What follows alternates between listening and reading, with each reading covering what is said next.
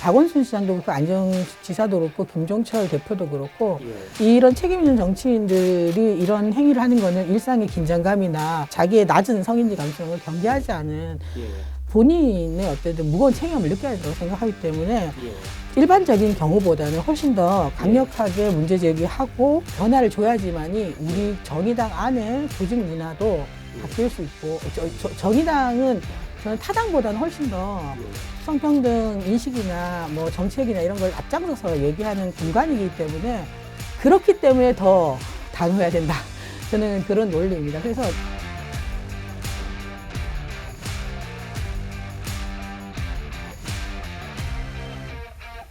처음 그러면 장혜원 의원님으로부터 이 문제를 처음 들으셨을 때 그러면 아 예외는 없구나라는 생각이 그럼 드셨어요. 놀라긴 했죠. 당연히 당 대표니까 예. 일상적으로 된 긴장을 갖고 사신다고 생각을 했는데 그렇죠. 예. 여전히 뭐 다르지 않구나 이런 생각이 들었죠. 예.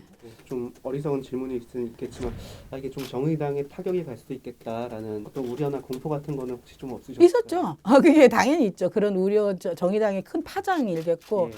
국민들의 실망도 대단할 거고 예. 탈당도 많으실 거고 예. 뭐 이런 정의당의 리스크가 굉장히 클 거라는 생각은 당연히 하죠. 정의당의 지도부로서.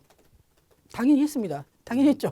그럼에도 불구하고 없었던 일로 하거나 네. 아니면 은폐하거나 네. 묵인하는 것은 그거는 저는 정당 공당으로서 그건 책임 있는 자세가 아니라고 생각해요. 벌어진 일은 안타깝고 실망을 드리는 거고 예. 그리고 공포스럽고 죄송한 마음 뭐 이런 마음은 너무 많이 들지만 이성적으로 생각해 봤을 때 그럼 공당으로서 이 문제를 그러면 감출 것이냐 예. 이제 이런 질문을 받게 되잖아요. 그렇죠. 그럼 그거는 아니죠. 진보 정당으로서 또 우리 한국 사회 어쨌든 원내에 있는 정당이잖아요. 예. 그런 정당으로서 정확하게 알리고 그리고 성실하게 문제를 풀어나가는 모습을 보이는 것이 불행한 일이지만 책임지는 모습이라 그걸 저는 생각을 했어요. 그거는 지금도 변함이 없고 그때도 그렇게 생각을 했어요. 예. 당연한가라고 생각합니다. 저는. 예, 예. 그 당연한 게 왜 이렇게 주목을 받고 이렇게 그렇죠. 그게 제가 놀라운 거예요. 너무 예. 부끄러워해야 되고 어쩌면 저는 되게 외면받을 줄 알았거든요. 예. 예. 당이 되게 외면받고 되게 많이 질타를 하시겠다. 그런 예. 공포가 많았어요. 근데 예. 저거 조금 놀란 거는 되게 원칙적인 처리고 너무 부끄러운 일이지만 책임 있게 그냥 최선을 다하는 모습을 그냥 보이는 것으로 용서를 구하는 건데 네. 근데 이게 왜 이렇게 주목을 오히려 외면을 하실까 걱정했는데 이게 예. 주목받는 걸 보고 조금 저는 이것도 한국 사회의 어떤 놀라움이 될 수 있는 거구나 이런 생각을 좀 했어요. 예. 민주당이 보였던 태도랑 좀 많이 다른 것 같아서 그런 그러니까 민주당이 너무 못해서 그런 거예요. 우리가 예. 막 뭘 잘하는 게 아니라 예. 원래 이렇게 해야 돼요. 예. 민주당에도 여성단체 출신의 여성 국회의원들이 많이 포진되어 있으시고 예. 다들 민주당에서 정치 활동을 하시잖아요. 네. 뭐 언론 기사에도 많이 나왔지만 그런 목소리를 낼 수 있는 상황이 아니었을 거라는 예. 예측은 있어요. 이를테면 제가 정의당에서 이렇게 주도적으로 목소리를 낼 수 있는 것은 정의당이 제가 제시한 해결 방식이나 이런 것이 정의당의 진보의 가치를 하는 정당으로서 네. 수용 가능성이 높잖아요. 수용을 쉽게 하시더라고요. 피해자도 가해자도 뭐 지도부도. 근데 이제 거기도 아마 그런 제시를 했을 수 있을 거라고 가정한다면 네. 저랑 다르지 않거든요. 그런 활동을 다 같이 했으니까. 근데 거기는 조직이 이런 걸로 대응하게 되면 자기네들은 이걸 감당을 할 수 없다고 생각하지 않았을까? 그러니까 지지자들의 어떤 돌아섬 뭐 예. 그리고 그런 것도 있는 것 같아요. 설마 그랬을까? 그런 약간의 이제 오히려 피해자보다 가해자를 더 믿는 예, 그런 측면도 왜냐하면 거기는 주류적 의사결정 주체들이 다 남성 5, 60대의 남성 정치인 그룹이잖아요. 예. 그렇기 때문에 그것을 설득하기가 쉽지 않았겠다. 그리고 거기서 이제 만약에 대척을 하게 되면 민주당에서 주는 많은 그 정치적 이익을 예. 다 포기해야 되기 때문에 예. 아마도 말을 했어도 수용이 안 됐을 의사결정 구조였거나 말을 하게 되면 자신이 이 정치적 고립을 가질 수 있다라는 위기의식이 동시적으로 생겨서 그럴 거라는 생각이 저는 들어요. 왜냐하면 워낙 메이저급의 박원순, 안희정, 오거돈이라는 사람들은 어쨌든 되게 큰 정치인들이잖아요. 그런 정치인들은 또 지지 세력이 있고 그 안에 정파가 다 있을 거 아니에요. 예. 그런 이해관계 안에서 선명한 목소리를 내기는 쉽지 않았을 거란 이해는 하지만 그러함에도 불구하고 저는 그건 다 이해를 할 수 있어요. 하는데 국민이 어떤 세상을 살고 싶어 하는지를 고민한다면 예. 저는 용기를 냈어야 된다고 생각해요. 그 피해자들의 용기에 칭찬만 할 게 아니라 예. 그걸 넘어서서 그 피해자가 안전하고 평등하게 살 수 있는 세상을 정치인으로서 만들어내야 되잖아요. 그럼 정치인으로서 만들어내려면 그만큼의 본인도 용기를 냈어야 된다고 생각해요. 그렇게 정치적 이해관계 안에서 숨어버리는 그런 거는 사실 왜 정치를 해야 되나라는 질문까지 이어지지 않을까. 뭐 내적 갈등이 많으셨을 것 같아요. 네.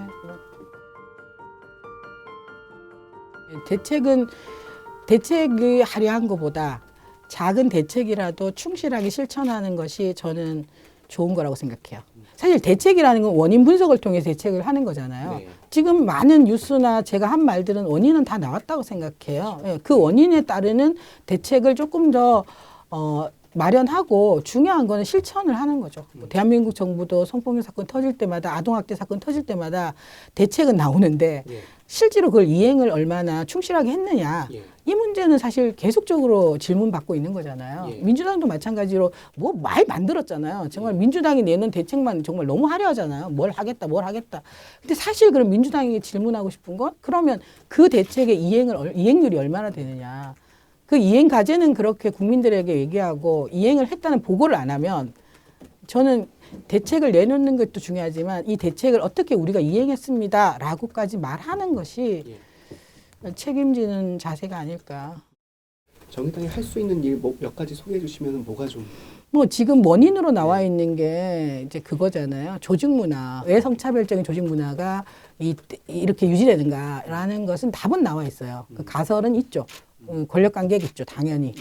권력 관계고 그리고 남성 중심의 어떤 이런 조직 문화. 네. 이런 것들이 다 답은 나와 있어요. 예. 그러니까 일단 그래도 그런 진단을 좀 명확하게 좀 전문가들에게 좀 받아보는 게 좋겠다. 이제 일단은 지금은 조직 문화 개선을 위한 초기 프로그램을 만들어야 되겠다. 이게 지금 제 고민이고, 뭐 두 번째는 저희 당의 시스템적인 점검을 좀 해야겠죠. 예. 우리 당의 어떤 시스템의 하나의 공백처럼 있는 게 이제 초기 대응 체계가 조금 부실하다는 생각은 저는 평가를 하고 있어요. 저는 장애인에게 제가 처음에 했던 거는 그거예요.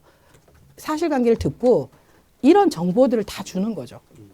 뭐 가해자의 어떤 처벌이나 징계에 대한 정보, 2차 피해에 대한 정보, 그리고 당신이 회복하기 위한 어떤 치유의 과정, 이런 여러 가지 것들을 그리고 당에 요구하는 것, 가해자에게 요구할 것, 이런 것들을 다 같이 정리하면서 이 사람은 최고의 정보를 가지고 자기 가치로 정확하게 판단할 수 있도록 저는 조력하는 일을 하는 거예요. 예. 그런 일을 우리 당에 어쨌든 시도당 차원에서 좀 만들어지면 당 안에서 이런 문제가 발생됐을 때 피해자의 의사를 존중하면서 할 수 있지 않을까. 이제 저는 생각이 들어서 우리 당 시스템에 대한 개선 방안이 좀 나올 것 같고요. 예, 그리고 이제 뭐 우리 당을 책임지고 있는 지도 체제에서 이런 문제가 좀 발생되지 않기 위해서는 선출 과정이나 네, 이런 과정에 조금 문제는 없는지 그 프로세스에 그걸 좀 점검해 볼 거고 가장 중요한 거는 그건 것 같아요. 저는 리더는 신뢰를 줘야 한다고 생각하거든요. 리더로서 이 문제가 발생했을 때 저는 지금 많은 정의당 당원들이 이걸 보고 있다고 생각하고 이 문제를 어떻게 푸는지 볼 거예요. 다른 당도 볼 거고. 그랬을 때 누구라도 원칙적으로 풀고 있구나. 그리고 신뢰를 줘야만이 조직 내 공동체 해결에 있어서 안정감을 느끼고 피해자가 주도적으로 이 문제에 참여할 수 있거든요. 이제 그래서 저는 그런 모범적인 부분들을 잘 보여주는 것이 재발 방지 대책이라고 생각해요. 그래서 앞으로도 또 이런 일이 발생하면 저렇게 처리가 되는구나. 라는 당원들의 신뢰와 국민들의 신뢰를 받는 것, 그리고 타당에서도 저렇게 해야 되는구나.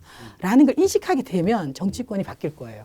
저는 안희정 대책이도 했고, 뭐 박원순 대책이는 하지 않았지만 정치권이 와서 받고, 이런 상황들 쭉 보면서 왜 이렇게 자꾸 생기나. 그거는 민주당이 제대로 된 해결의 어떤 모습을 보이지 않았기 때문이라고 생각해요. 저는 그래서 적어도 정의당은 당의 리스크가 있을 수 있더라도 이런 걸 정확하게 보여주는 게 국민들과 당원들에게 신뢰를 확보하는 거라고 생각해요. 그리고 수많은 피해자들이 있을 거 아니에요. 말하지 못하는. 그 피해자들이 용기 낼 수 있다고 생각해요.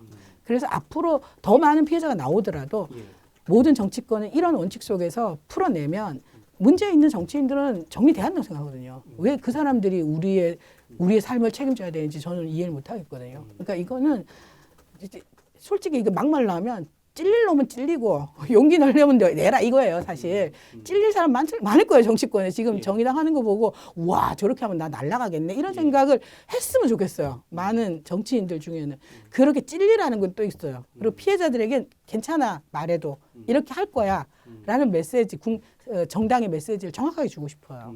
그래야지만이 문제 있는 정치인들은 걷어지고 새로운 정치의 풍토와 문화가 바뀐다. 뭐 아무리 좋은 정책 내봤자 뭐예요. 이런 식으로 뭐 사람의 존엄이나 사회의 어떤 불평등의 문제를 그런 생각을 하고 한다는 것 자체는 말도 안 되거든요. 저는 김종철 대표도 똑같이 적용된 거예요. 당신이 그렇게 불평등의 문제와 젠더 문제에 대해서 그렇게 열심히 얘기했고 그렇게 하겠다고 약속했는데 이런 행위를 하게 되면 그건 다 무슨 소용이 있냐. 너무 아무리 화려한 정책이든 좋은 정책이든 그걸 만들어내는 정치인들이 이런 생각을 갖고 있다면 그 정책은 성공하기 어렵다. 저는 그렇게 생각해요. 지금 우리나라에 정책이 얼마나 많아요. 왜 성공을 못했을까요? 얼마나 많은 정치인에게 당한 피해자들이 있겠어요. 그 피해자들이 목소리를 더 냈으면 좋겠어요. 그래서 민주당이 좀 대우각성하고 국힘은 아예 그런 말을 못 꺼내는 어떤 저는 조직적 폐쇄성이 있다고 생각하기 때문에 거기는 좀 기대를 안 하고 있고요. 그래도 집권 여당이니까 저의 동정심이죠. 솔직히 말하면 전 동정심이 좀 있어요. 민주당에 대한 동정심이죠. 이런 식으로 하지 마시고 잘하라 이거죠. 일종의 판례를 좀 만들어 가시는 거라고 보면 되겠네요. 법원으로 보면 그런 거죠. 정치 환경에서 우리나라 정치 세력의 안에서 이렇게 풀어가는 정의당이 이런 판례를 남겼고 이런 선례를 남겼다. 그래서 나중에 이런 문제 또 발생은 당연히 하거든요. 발생 안 할 리 없어요. 발생이 돼요. 발생이 됐을 때 기준이 됐으면 좋겠어요. 징계는 어떤 수위가 당대표니까 봐주는 게 아니라 그 반대인 거죠? 그죠. 가장 가혹해야 되고 가장 실현이 있어야 된다고 생각해요. 지도부 입장에서는 정말 당에 너무나 큰 타격을 줬기 때문에 뭐 대표에 대한 어떤 강한 질책과 책임을 물을 수밖에 없죠. 본인이 얼마나 무거운 책임과 권한과 권력을 갖고 있는지를 그렇게 엄중하게 알았더라면 자기 권력을 그렇게 남용할 수는 없었죠. 그러니까 그 권력에 대한 긴장감을 늦추지 말았어야 된다고 생각해요. 사실 이렇게 말씀드린 것 중에 하나가 이제 2차 가해라는 것들 엄중하게 이제 대처하겠다고 하셨는데 더 중요한 건 가해자의 서사. 가해자의 서사를 나는 제외시키겠다. 뭐 이런 게 있어요. 저 나름대로. 그거는 제 나름대로 가해자의 서사가 들어가면 동정론이 나오고 피해자에게 책임을 묻거든요. 김종철 대표는 진보정당에 오랫동안 몸박았고 고생했고 정의당에 와서도 고생했고 뭐 그 사람이 얼마나 훌륭하고 저거 등등등등 있잖아요. 그 사람의 고생기가 있잖아요. 박원순이 어떻게 얼마나 훌륭했는 것처럼 그런 이제 가해자의 서사는 가해자의 서사인 거고 이 사건은 사건인 거고 철저하게 그걸 분리해야만이 2차 피해를 줄일 수 있다 이렇게 생각을 했고 그거는 박원순 때 그게 지켜지지 않았죠. 그래서 박원순과 민주당 지지자들이 피해자를 죽이려고 했잖아요. 살인자라 그러고. 저는 그게 바로 민주당이 잘못한 거라고 생각해요. 피해자를 전혀 보호하지 않았어요. 그러니까 저는 그래서 가해자의 서사를 철저하게 배제한 거예요. 여기서. 그래서 앞으로도 나오겠죠. 우리 당에서. 김종철을 지지하고 김종철을 알고 있는 정말 너무 따뜻한 사람, 좋은 사람, 뭐 어쩌고저쩌고이잖아요. 그런 얘기를 하면서 나오긴 하지만 나올 수 없죠, 지금은. 왜냐하면 본인이 완벽하게 다 인정을 했기 때문에 그럼에도 나오잖아요. 근데 그거를 이제 봐야죠. 이제 제보를 받고 있고 뭐 이러니까 봐서 이제 저희가 조치를 좀 해야 되지 않을까. 그럼에도 불구하고 사실 그래서 2차 피해를 하려는 분들 아니면은 2차 피해인 줄도 모르고 하는 분들 이런 분들께는 좀 어떤 메시지를 좀 전달을 하고 싶으세요? 궁금해할 수 있죠. 궁금해할 수 있지만 답변이 나왔잖아요. 그러면 피해자와 가해자와 이 정의당이 이런 원칙으로 하겠다라고 하면 그걸 존중해줬으면 좋겠어요. 그리고 저희가 정보를 제공 안 한 게 아니라 사실관계를 정보를 제공했죠. 언제 만났고 네. 만나서 식사를 했고 네. 식사 자리 이후에 성추행이 있었다. 네. 이 워딩 자체가 정확한 팩트예요. 예. 그 팩트를 자꾸만 그러면 그 성추행이 뭔데? 예. 식사 자리에서 술 먹었냐 안 먹었니? 예. 둘이 왜 만났어? 예. 이런 이제 이 질문들이 왜 나오냐면 피해자의 행실을 탓해 보려고 하거나 예. 피해자가 행실이 잘못됐거나 하면 가해자가 뭔가 실수, 그냥 가벼운 실수가 아닌가 예. 이런 식의 이제 의심을 하는 거잖아요. 예. 근데 그 의심은 사실 그 의심은 제가 했고 예. 제가 다 했잖아요. 조사한 내가 했고 당의 단기위원회에서 이걸 판단할 거고 예. 만약에 경찰이 만약 고소를 했으면 경찰 수사기관에서 그걸 판단하면 돼요. 네. 좀 뭔가 불필요한 그것들로 만들어 나가냐면 그거의 종착점은 뭐냐면 피해자 행실이거든요. 그걸 탓하고 싶은 예. 이 여성이 왜 단둘이 예. 대표랑 예. 술을 먹고 예. 그렇게 뭐 이런 얘기 하고 싶은 거잖아요. 그런 거 아니라고 말하는데도 예. 당무상 만났고 식사를 했고 나오는 길에 그 사람이 상추행을 했다. 예. 그 말고 더한 팩트가 어딨냐. 예. 왜 자꾸만 구체적 사실을 알아서 예. 그건 결국은 피해자를 비난하거나 행실을 탓하기 위해서 이 문제는 저는 결국 그렇게 2차 피해가 가는 거거든요. 그렇게 되면 사실 만약에 2차 피해가 막 격렬하게 있었으면요. 예. 만약에 제가 그걸 막지 않았으면 예. 고소했을 수도 있어요. 가해자를. 근데 우리는 공동체적으로 해결할 거고 2차 피해를 최소화하겠다라는 원칙 속에서 했기 때문에 예. 그렇기 때문에 형사 고소를 고민하지 않을 수밖에 않는 거죠. 사실 그거는 그렇게 해서 해결되는 건 없잖아요. 예. 예. 그래서 저는 어쨌든 결과적으로 말하면 국민 여러분과 당원 여러분께 말하고 싶은 메시지는 그겁니다. 그냥 사실은 알렸고 예. 근데 그 사실관계에 다툼이 있었다면 예. 그거에 대해서 국민 여러분과 당원 여러분께 질문했을 수도 있을 것 같습니다. 네. 피해자든 저든. 하지만 가해자가 그 부분에 대해서 완벽하게 인정을 했기 때문에 예. 더 이상 구체적인 사실을 아는 것은 그거는 개인의 인격권에 이 인격권을 침해할 수 있는 소지가 있다. 그 인격권을 침해한다는 것이 소위 말하는 2차 피해와 연결되어 있는 것이니 그 궁금해할 수는 있지만 이 지금의 이 사안을 정확하게 보시는 게 중요하다. 이 사안은 뭔가 사실관계에 다툼이 없는 완벽하게 인정한 사안이기 때문에 예. 믿어주시고 더 이상 이제 피해자의 인격권, 그것도 가해자 인격권도 있다고 생각해요. 그 두 사람의 어떤 인격적 침해는 멈추는 것이 맞다. 예. 심지어 일부에서는 이게 정의당 개파 갈등 속에서 일어난 뭐 페미니즘에서 이 승리 아니냐 뭐 이런 얘기들도 당원 게시판 보면은 좀 있고 하더라고요. 아 진짜 아닙니다. 전혀 아니고요. 김종철 대표도 처음부터 끝까지 아무 얘기도 말하지 않았습니다. 그거 계속 말하지만 만약에 그런 일이 그냥 만약 그렇다면 김종철 대표가 말했겠죠. 그렇죠. 예. 말해서 대공격을 했겠죠. 안 했잖아요. 그걸 왜 그게 너무 아니 누가 들었어요? 그 정파 중에 누가 들은 사람이 있대요? 김종철 대표도 사건 발생부터 사건 공개되기 전까지 누구에게도 말하지 않았어요. 만약에 정파적 갈등이라면 정파 세력 모아가지고 예. 싸우죠. 그렇죠. 예.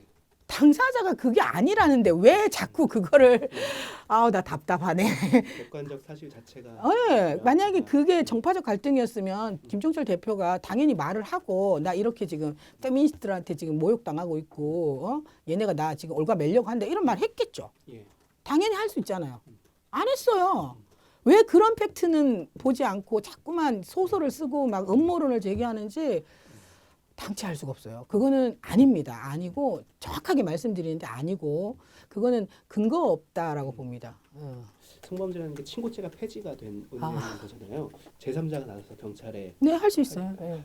했는데 그거는 이제 어쨌든 이제 공동체적으로 접근하시겠다라는 원칙을 세우신 거고 한편에서는 그러면 우리나라 사법 체제는 친고죄 폐지인데 이거는 그러면 어떻게 되는 거냐라는 의문이 좀 생길 수도 있을 것 같아요. 저는 친고죄 폐지 운동을 같이 한 사람이고 피친고죄로 가는 거에 대해서는 피해자 권리를 좀 더 확대한 거고 예. 권리 구제의 측면에서 예. 맞다고 봐요. 예.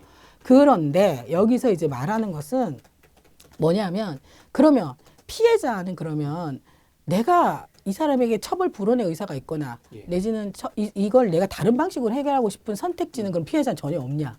중요한 것은 한 정당의 국회의원이 예. 자기가 충분히 정보를 받고 사법 절차에 원칙을 정확하게 알고 있고 예. 이런 상황에서 자기가 판단한 거잖아요. 그건 존중돼야 된다는 거예요. 제 말은. 그거 존중이 안 되면은 사실 피해자한테 억지로 그럼 경찰서 가서 진술하라는 건데 예. 사실 경찰서에 가서 진술하는 그것도 피해자에겐 대단한 용기거든요. 예. 근데 뭐 전 장혜 의원이 뭐 그럴 생각 있으면 했을 거예요. 예. 본인이 그걸 안 하겠다고 선언을 했고 나는 이렇게 해결하고 싶다고 얘기한 그 피해자 의사가 왜 이렇게 아무렇지도 않게 이렇게 무시되는지 모르겠어요. 계속 제가 얘기하는 거는 피해자 의사를 최우선 과제로 가져가겠다고 원칙을 세웠고 그게 의해서 하고 있고 그러면 모든 그런 사건을 다 공동체적으로 해야 되냐? 그거 아니에요. 그런 얘기가 아니라 다양한 선택지 중에 이 사람이 선택한 이 결정을 최대한 정의당은 존중하는 거죠.